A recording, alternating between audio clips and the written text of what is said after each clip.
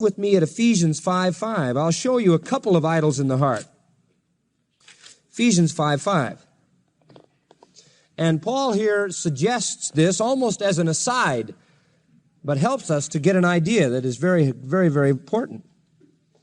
He's talking about the fact that as children, dear children of God, we ought to walk in love.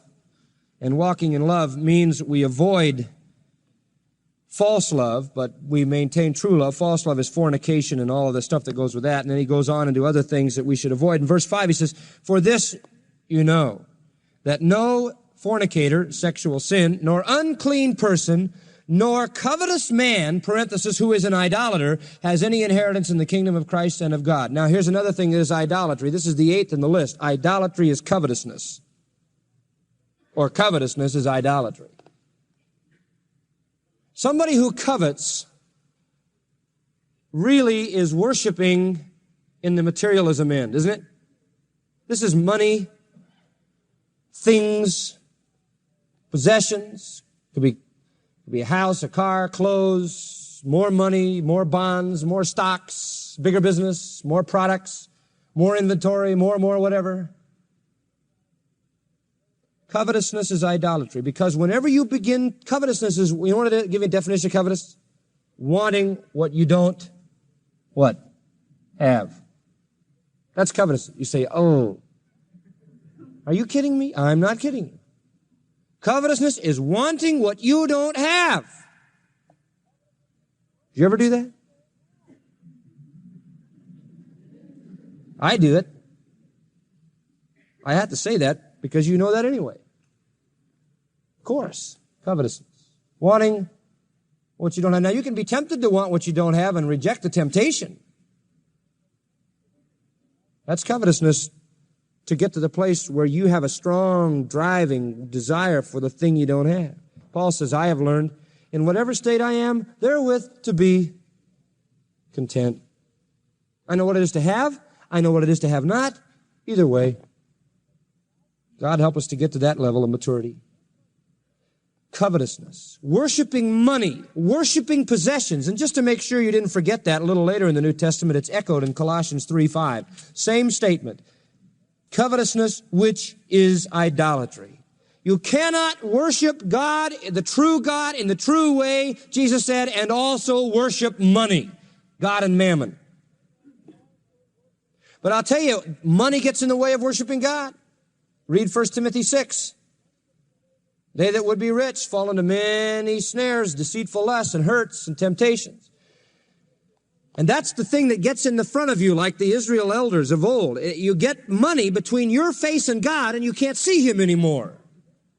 Or maybe your God is possessions, or a better job, or a better salary, or a bigger house, or whatever, and that becomes the preoccupation of your mind. That stands between you and God and blocks His view. There's another thing, and I don't want to spend too much time because the Holy Spirit's going to deal with you on this as He is with me. But number 9, and just giving you a long list of things to define idolatry is also lust. Idolatry is lust. I think this is a very helpful verse. Philippians 3:19. Now, I don't want anybody to panic, but here it comes. Whose end is destruction, whose God is their belly. Oh, my. And it goes on to define it, whose glory is their shame, who mind earthly things. Now, whose God is their belly could better be translated appetite, and most of us would feel a little better about that. That's a little more abstract. But even better than that, I would say whose God is lust. But if we want to be honest, lust is a broad term, and it can involve the belly. There are people who live for the one thing that they have in mind centrally, and that's to eat. You know, there are people who haven't finished the meal they're eating until they're already thinking about where they're going to get the next one and what it's going to be. You know any of those people?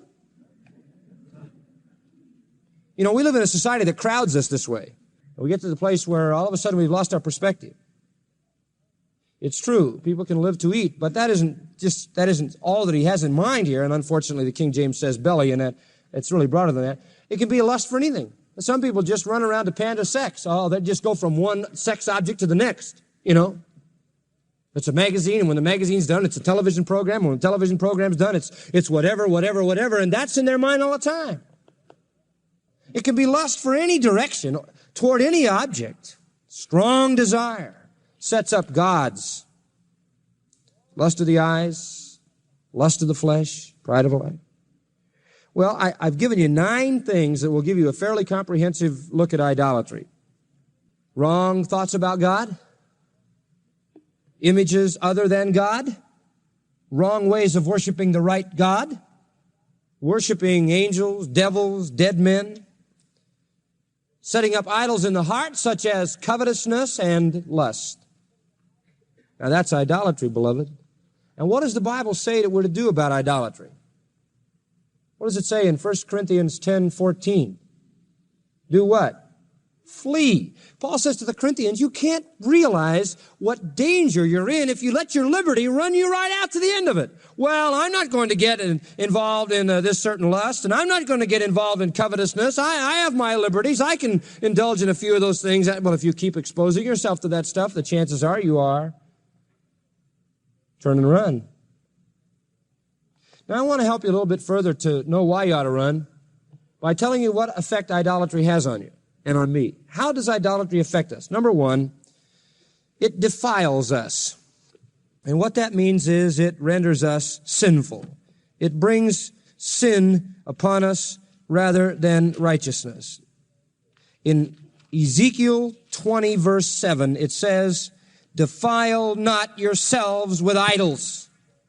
Idols have defiling effect. I don't care whether it's the gods of Egypt that you're bowing down to Ra, you know, the sun god, or you're bowing down to the beetle god of Egypt in the time in which this was indicating, or whether today it's the god of golf in your heart or whatever, or money.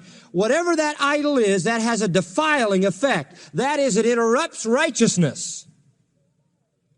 And I'm talking to an unbeliever or a believer. It'll have the same effect on either.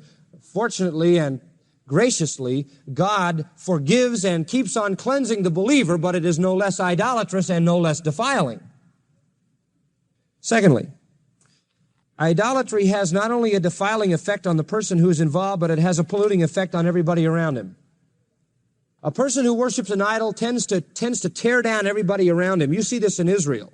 A little group of people began worshiping Baal, and pretty soon it had national consequences. And Ezekiel chapter 36, verse 18 helps us to see that in these terms. It says, wherefore I poured my fury on them for the blood that they had shed on the land and for their idols